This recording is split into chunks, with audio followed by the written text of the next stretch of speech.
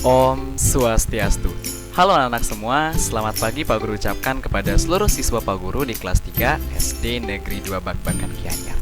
Nah, pada hari ini kita akan kembali belajar bersama pada materi di tema yang ketiga, anak-anak. Jadi hari ini kita sudah memasuki tema ketiga, yakni benda di sekitar kita.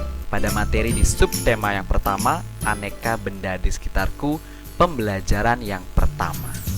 Jadi, Pak Guru harap anak-anak semakin semangat untuk mengikuti kegiatan pembelajaran dengan cara daring ini.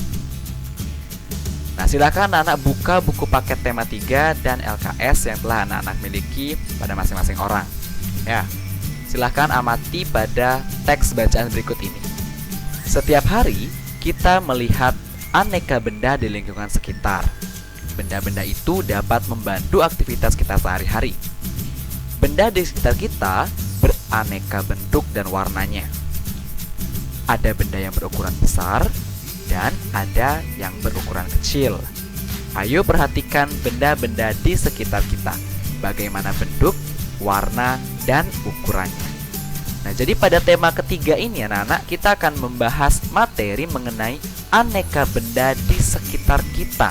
Ya, jadi di sekitar kita ada berbagai macam benda. Nah, benda-benda di sekitar kita, apa itu benda? Itu pertanyaannya sekarang. Apa itu benda?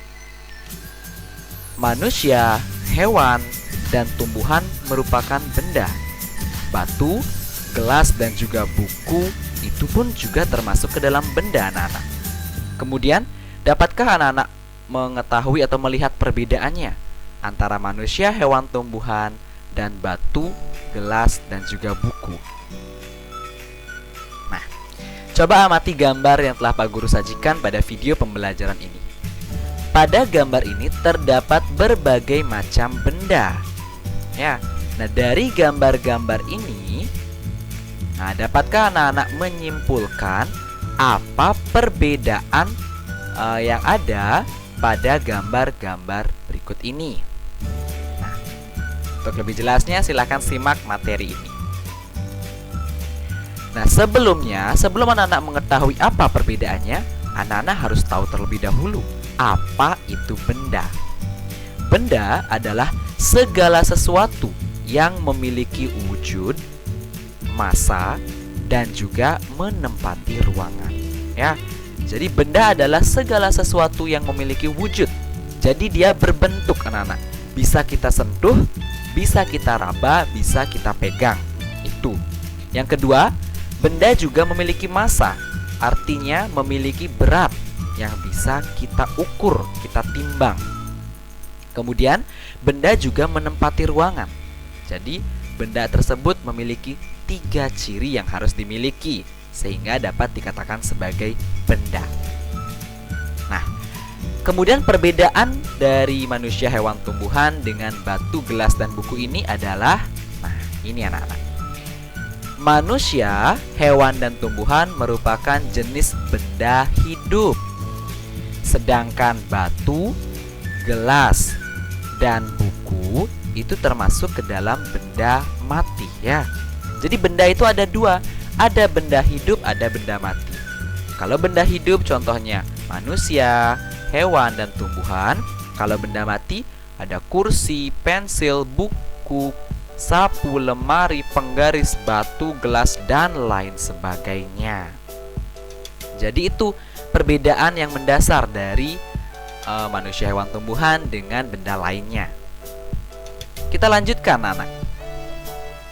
Nah, kemudian bagaimana cara membedakan benda dengan yang bukan benda? Apakah cahaya termasuk ke dalam benda? Lalu bagaimana dengan panas? Apakah itu juga termasuk ke dalam benda? Jadi untuk mengetahui itu, kita kembali ke pengertian benda. Jadi ingat, benda adalah segala sesuatu yang memiliki wujud, massa, dan juga menempati ruangan. Kemudian kita lihat cahaya. Cahaya memang memiliki wujud, ya, tapi cahaya tidak bisa kita pegang, tidak bisa kita raba, tidak bisa kita sentuh, hanya bisa kita rasakan. Kemudian massa. kita tidak bisa menimbang cahaya. Begitu pula dengan panas. Cahaya menempati ruangan. Ya, cahaya dapat menembus atau menempati suatu ruangan. Karena cahaya dan panas tidak memiliki ketiga ciri ini, maka cahaya dan panas tidak dapat dikatakan sebagai benda, anak-anak. Ya. Jadi cahaya dan panas bukanlah benda. Cahaya dan panas itu tidak dapat menempati ruangan. Cahaya dan panas juga tidak dapat ditimbang. Nah, oleh karena itu, cahaya dan panas disebut sebagai bukan benda atau bukan termasuk kategori benda, ya nak ya. Nah, sekarang coba amati gambar-gambar berikut ini. Nah, dari beberapa gambar yang telah tersaji, ini terdapat beberapa gambar yang termasuk benda dan yang bukan termasuk benda.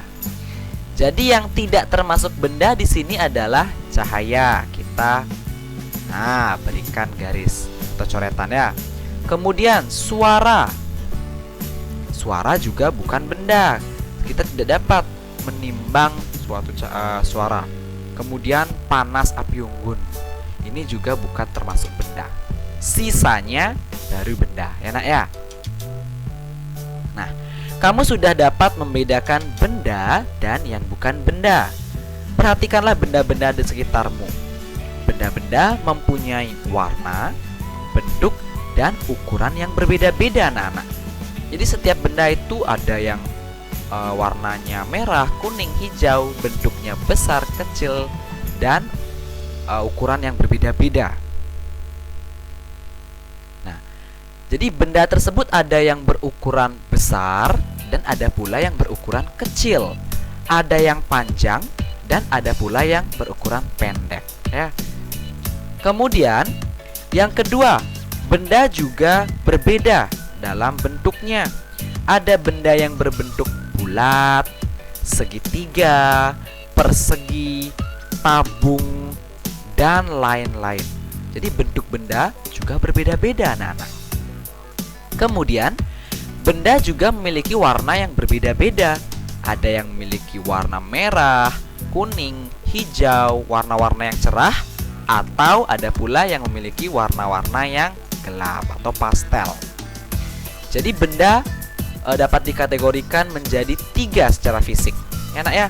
Dari segi warna, dari segi bentuk, dan dari segi ukurannya. Baik, kita lanjutkan. Nah, ini adalah kesimpulan. Jadi supaya lebih mudah anak-anak memahami. Jadi benda berdasarkan jenisnya dibagi menjadi 2, yakni benda hidup dan benda mati. Kemudian secara sifat fisiknya itu dibagi menjadi 3, yakni dilihat dari ukuran, kemudian dilihat dari bentuknya, dan dilihat dari warnanya. Kemudian ciri-ciri benda, diingat lagi. Yang pertama itu mempunyai massa atau bisa diukur dan ditimbang. Yang kedua, menempati ruangan. Inilah ciri-ciri dari benda. Apakah kamu pernah melihat benda-benda di bawah ini? Nah, coba amati gambar benda-benda ini. Ya, ini ada gambar penggaris, ada meteran, dan lain sebagainya. Nah, ini semua termasuk ke dalam alat ukur panjang yang baku, ya nak ya. Nah, benda-benda di atas merupakan kelompok dari keanekaragaman jenis benda. Benda-benda di atas dikelompokkan menurut fungsinya, yakni sebagai alat untuk mengukur panjang suatu benda, anak-anak. Nah, jadi yang pertama, ini adalah gambar penggaris. Nah, ini yang paling sering anak-anak gunakan. Jadi penggaris itu digunakan untuk mengukur benda atau mengukur panjang benda yang panjangnya itu kurang dari 1 meter, anak-anak. Ya, ingat, kurang dari 1 meter. Satuan yang dipakai dalam penggaris itu biasanya sentimeter atau inci, ya. Nah, coba anak-anak cari tahu satuan yang digunakan pada alat ukur lainnya. Kalau punya meteran, coba dilihat apa satuan ukurnya. Coba jika anak-anak perhatikan pada penggaris, ini Pak Guru bawa penggaris 1. Ini satuan pada penggaris yang digunakan adalah cm, tertulis cm atau dibaca sentimeter. Setiap alat ukur menggunakan satuan yang berbeda-beda, anak-anak. Baik, kita akan pelajari alat ukur lainnya. Nah, yang kedua adalah meteran pita. Nah, meteran pita ini biasa digunakan oleh penjahit untuk mengukur panjang kain ketika ingin menjahit pakaian. Ini menggunakan satuan meter. Enak ya, jadi menggunakan satuan meter dan sentimeter. Kemudian yang ketiga, nah ini adalah meteran roll kecil. Biasanya digunakan untuk mengukur panjang suatu benda yang lebih dari 1 meter. Ya, jadi biasanya menggunakan satuan meter. Nah, kemudian yang ini adalah meteran roll besar. Kalau yang tadi kecil, yang ini yang besar. Ini digunakan untuk mengukur panjang tanah atau panjang lapangan. Jadi setiap benda atau objek yang ingin diukur itu memiliki alat ukur yang berbeda-beda. Berbeda bendanya, berbeda alatnya. Begitu ya, nak ya? Nah, sekarang coba perhatikan gambar kursi berikut ini. Menurutmu, alat ukur apa yang tepat digunakan untuk mengukur benda berikut ini? Nah, jika kursi ini, yang paling tepat digunakan adalah meteran roll kecil. Ya, kalau menggunakan penggaris, kita akan lama mengukurnya karena penggaris biasanya kurang dari 1 meter. Biasanya hanya sampai 30 cm. Kalau kita gunakan roll meter yang besar, itu terlalu panjang. Jadi yang paling cocok adalah meteran roll yang kecil. Nah, bagaimana cara mengukur menggunakan penggaris? Jadi ketika anak-anak mengukur dengan penggaris, coba anak-anak perhatikan pada ujung atas itu terdapat angka-angka yang menyatakan panjang suatu benda menggunakan satuan sentimeter. Contohnya, krayon, nah pensil apa ini ya? Nah, ini adalah penghapus. Kita mulai dari angka 0. Nah, kemudian kita ukur. Ternyata panjang penghapus ini adalah 3 cm. Ya, 3 cm. Kemudian krayon 7 cm. Kemudian krayon biru 10 cm. Pensil 6 cm. Spidol 12 cm. Pulpen 11 cm.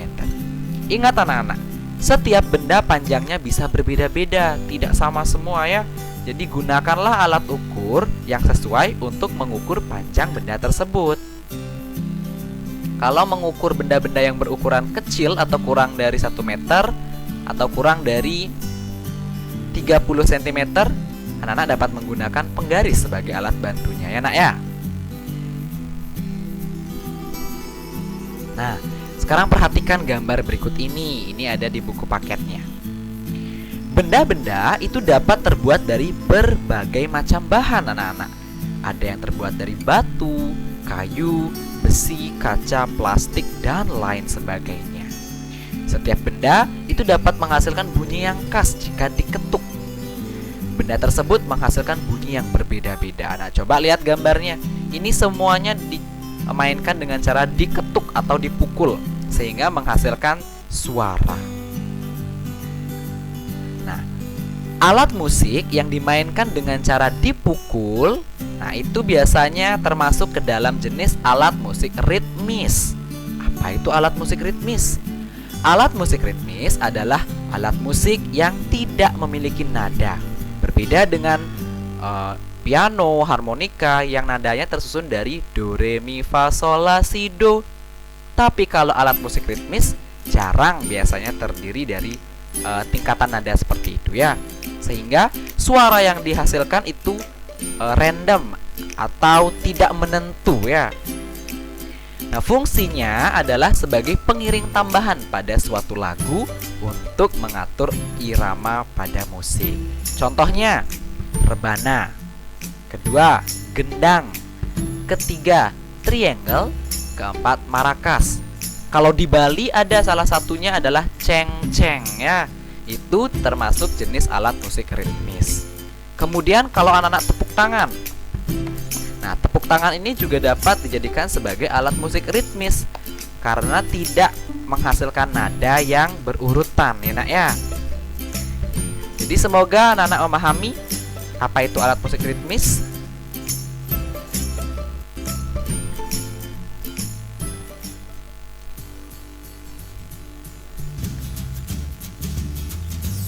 Nah, baik. Sekian video pembelajaran untuk hari ini. Apabila ada materi yang masih kurang dipahami, silahkan tanyakan kepada Pak Guru melalui grup kelas ataupun WhatsApp Pak Guru. Pembelajaran Pak Guru akhiri sampai sini. Om Santi Santi Santi Om.